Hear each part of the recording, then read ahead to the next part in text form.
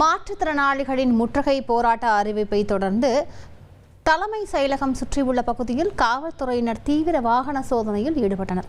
கூடுதல் தகவலை செய்தியாளர் ரமேஷ் வழங்கியிருக்கலாம். ரமேஷ், வணக்கம், விவரங்கள்.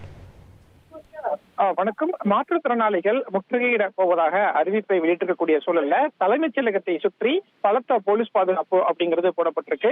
குறிப்பா தலைமைச் செயலகம் இருக்கக்கூடிய இந்த காமராஜர் சாலைக்கு வரக்கூடிய வாகனங்கள் அனைத்துமே முழுவதுமாக காவல்துறையினர் கண்காணித்து சோதனைக்கு பிறகே அனுப்பி வருவதை பார்க்க முடிகிறது.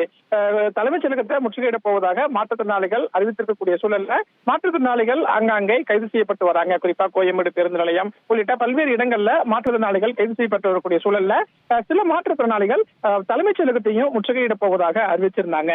யாராவது தலைமைச் செயலகத்தை முற்றுகையிட்டு விடக் கூடாது அப்படிங்கறதுனாலதான் காவல்துறை பாதுகாப்பு அப்படிங்கிறது பலப்படுத்தப்பட்டிருக்கு.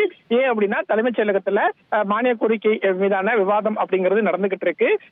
பேரவையில முக்கியமான விவாதங்கள் நடக்கக்கூடிய சூழல்ல முற்றுகை போராட்டம் எதுவும் நடந்துவிடக் கூடாது அப்படிங்கிறதுக்காக தான் காவல்துறையினர் இந்த சோதனையை தீவிரப்படுத்தி இருக்கிறாங்க.